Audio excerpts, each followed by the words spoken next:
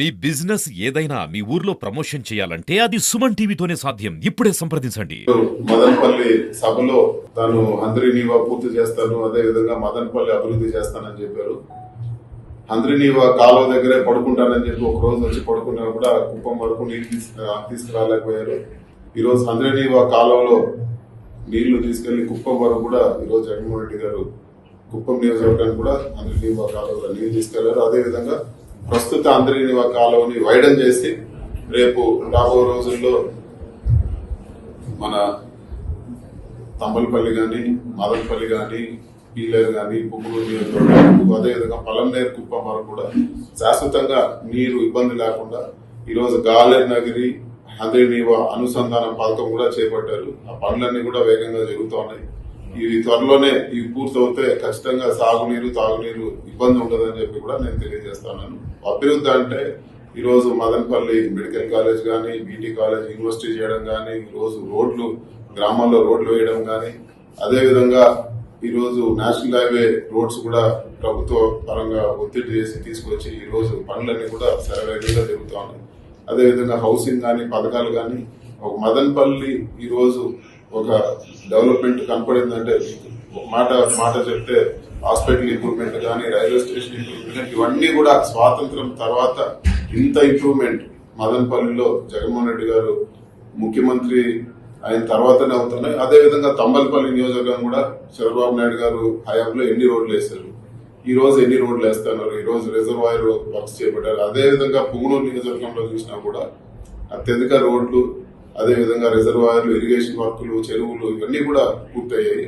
తెలుగుదేశం హయాంలో 5 సంవత్సరాలకు 5 రోడ్లు కూడా వేసిన పాపాన్ని పోలేదు. ఈ రోజు వందల సంఖ్యలో గ్రామాల్లో రోడ్లు వేస్తా ఉన్నారు. 1వ తేదీ మేమంతా సిద్ధం యాత్ర ప్రారంభమవుతుంది.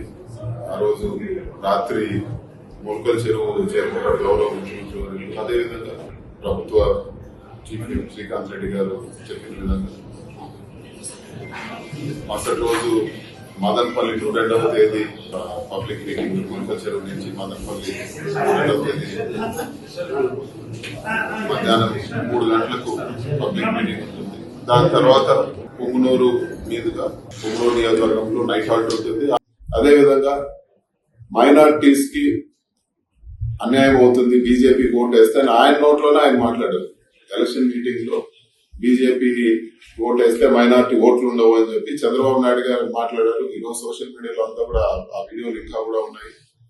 మైనారిటీస్ కి అన్యాయం చేయను నేను, మైనారిటీ సోదరులకు నేను ఇవన్నీ చెప్తూనే 2014లో ఆయన అలయన్స్ లో పోయినారు.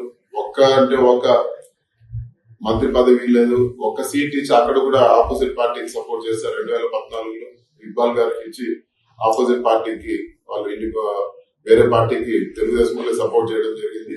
అదే పరిస్థితులు ఈ రోజు చూస్తే ఈ రోజు కూడా ఆయన అదే పంతాలో వెళ్తా ఉంటారు. ఖచ్చితంగా మైనారిటీ సోదరులందరూ కూడా ఈ రోజు చంద్రబాబు నాయుడు చేసే జిమ్మిక్కు రాజకీయాలు మనసులో పెట్టుకొని తెలుగుదేశం పార్టీకి ఓటేస్తే బీజేపీకి ఓటేసి ఖచ్చితంగా బీజేపీకి ఓటేసినట్టే అని చెప్పి కూడా ఈ రోజు మైనారిటీ సోదరులందరూ కూడా దృష్టి పెట్టాలని చెప్పి కూడా నేను కోరుతా ఉన్నాను. అదే విధంగా ఈ రోజు అలయన్స్ లో ఉండే పార్టీలు రేపు యూనిఫామ్ సివిల్ కోడ్ బిల్లు ప్రవేశపెడతామని చెప్పి బీజేపీ వాళ్ళు చెప్పారు. యూనిఫామ్ సివిల్ కోడ్ వస్తే అలయన్స్ లో ఉండే తెలుగుదేశం ఖచ్చితంగా యూనిఫామ్ సివిల్ కోడ్ ఓటింగ్ చేసే పరిస్థితి ఉంటుంది. వైఎస్ఆర్సీపీ ఖచ్చితంగా ఈ బిల్లుని అపోజ్ చేస్తుంది. మైనారిటీ సోదరులకు వ్యతిరేకంగా ఉండే ఈ బిల్లే కాదు, ఏ బిల్ అయినా కూడా ఖచ్చితంగా వ్యతిరేకం చేస్తుంది. సో మైనారిటీ సోదరులు అందరూ కూడా దయచేసి మనసులో ఒక మాట ఖచ్చితంగా మీరు పెట్టుకోండి. ఈ రోజు టీడీపీకి ఓటేస్తే, ఎలక్షన్ అప్పుడు పొరపాటున టీడీపీకి ఓటేస్తే రేపు మైనారిటీకి వ్యతిరేకంగా వచ్చే అన్ని బిల్లులు కూడా మీరు ఓటేసినట్టే అని చెప్పి కూడా మనసులో పెట్టుకోవాలని చెప్పి కూడా నేను